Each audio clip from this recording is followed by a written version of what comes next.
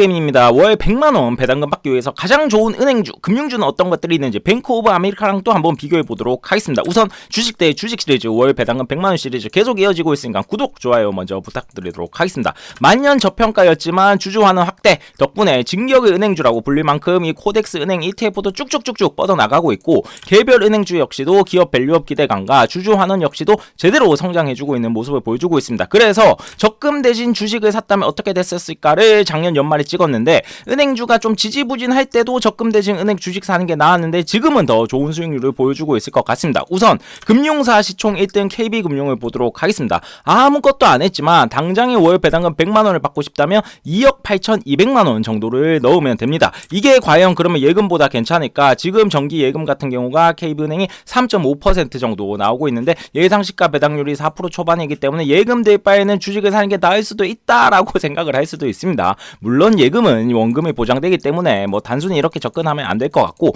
10년 전에 얼마를 넣었다면 그러면 지금 월 배당금 100만원을 받을 수가 있냐? 10년 전에는 주가가 그래도 KB금융지주 많이 띄워주는 모습이었기 때문에 10년 전에 1억 4,300만원 정도를 넣었다면 지금 월 배당금 100만원을 받을 수가 있습니다.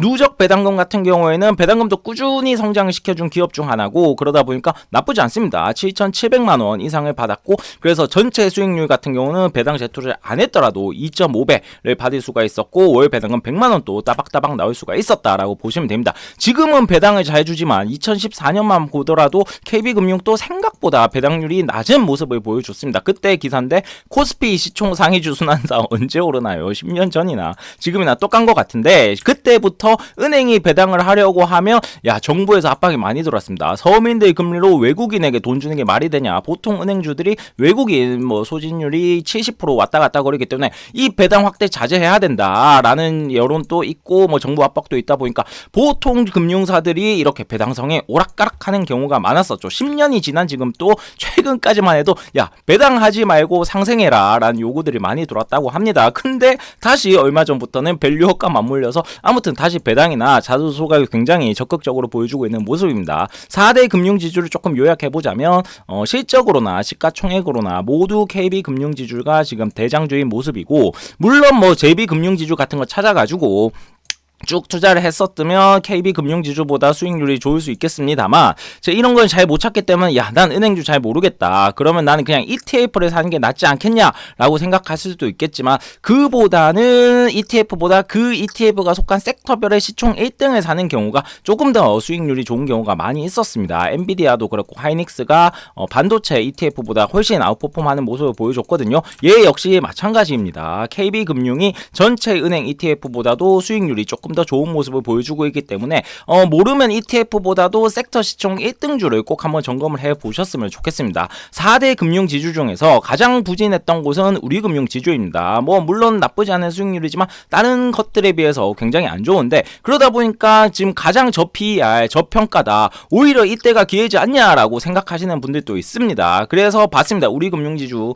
지금 아무것도 안 했지만 월 배당금 100만원 받고 싶으면 1억 4,800만원을 투입을 시키면 월 배당금 100만원이 나오고, 지금 얘 같은 경우도 시가 배당률이 8% 내외, 대단합니다. 이 정도 나오기 때문에 예금보다는 당연히 일단 좋은 수익률을 보여주고 있고, 그렇다면 10년 전에 얼마를 넣었어야 되냐? 물론 우리 금융지주가 19년도에 통합 출범한 건 있지만 아무튼 단순히 봤었을 때는 10년 전보다도 주가가 많이 못 오르는 모습, 배당금은 그래도 조금 올려줘서 아무튼 10년 전에 1억 1,900만원을 넣었다면 지금 월 배당금 100만원 따박따박 나오고 있습니다. 수익률 같은 경우에는 주가가 조금 올라줬고, 거기에다가 배당금 역시도 7,100만원 정도 나와줘서 총 수익률은 1.84배 정도로 보시면 됩니다. 우리 금융지주 도대체 그러면 왜 이렇게 부진할까? 최근 10년 동안 실적이 안 좋았냐? 그런 건 아닙니다.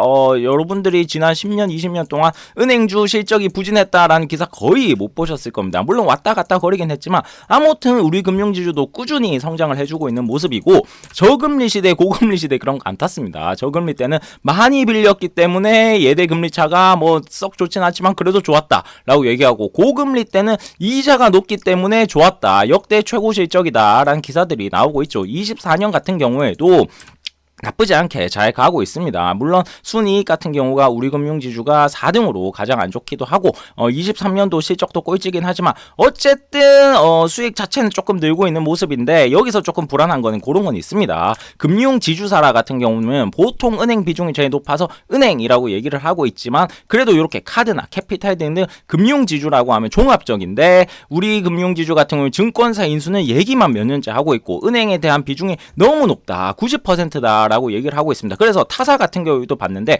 물론 은행의 비중이 굉장히 높기는 합니다. KB 같은 경우도 81%, 신한 같은 경우도 70%, 하나 같은 경우도 뭐 거의 89%에 육박하고 있긴 한데 여기서 금융지주가 조금 힘든 거는 가장 높습니다. 93%가 무려 은행에서 나오고 있고 야 이것만 높은 게 문제가 아니라 다른 게 너무 역성장을 해버렸습니다. 신용카드 같은 경우에도 오히려 단기순이익정에서 역성장을 해버렸고 캐피탈 같은 경우도 역성장을 해버렸기 때문에 이러다가 말만 금융지주 사지 은행만 남아버리면 어떻게 하냐 라는 문제가 지금 우리 금융지주에게 있는 것 같습니다. 다음으로는 지방은행주 중에서 진격을 지방은행 JB금융지주를 들고 왔습니다. 당장에 월 배당금 100만원 받고 싶다 하면 1억 7천만원치 JB금융지주를 매수를 해주시면 되고 얘 역시도 마찬가지로 지금 시가배당률이 7% 내외가 나오기 때문에 예금보다는 일단 높은 이자를 보여주고 있습니다.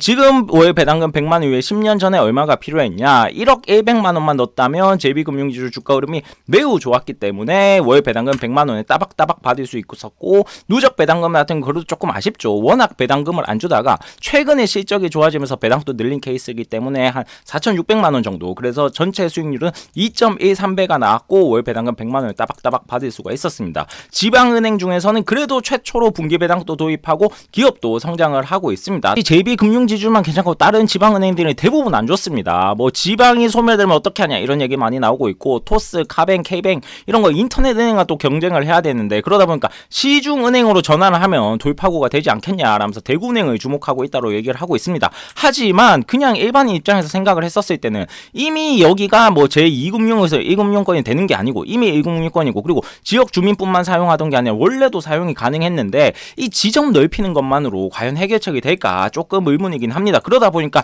JB금융지주가 워낙 대단했던 거고 다른 뭐 DGB라든지 BNK라든지 모두 주가 흐름이 조금 아쉬운 모습을 보여주고 있습니다. 야 지방은행 리스크 한국 PF도 불안하다. 지방 안 가더라도 그러면 그냥 미국으로 간다면 어떻게 될까. 그래서 미국이랑 또 비교를 해봤습니다. 뱅크 오브 아메리카 같은 경우에는 아무것도 안 했지만 당장 월 배당금 100만원 받고 싶다고 하면 시가 배당률이 다른 우리나라 은행보다 낮다 보니까 4억 2,600만원치 주식을 사야 됐고 그렇다면 10년 전에는 얼마가 필요했냐. 주가 상승률이 매우 좋습니다. 아무튼 10년 전에는 1억 7,300만원 넣었다라면 지금 월 배당금 100만원 또 따박따박 받을 수가 있었고 누적 배당금 같은 경우는 7천만원 정도 나왔고 전체 수익률은 2.85배를 보여주는 아주 좋은 모습이었습니다. 역시 미국이나라는 생각이 듭니다. 물론 우리나라도 지금 은행주가 뭐 주주 환원율이 35%로 엄청 많이 올라갔다라고 얘기를 하고 있습니다. 하지만 미국 같은 경우에는 보시면 아시겠지만 우리나라 1등 KB금융이 뱅크 오브 아메리카보다도 5% 뒤처진 수준이기 때문에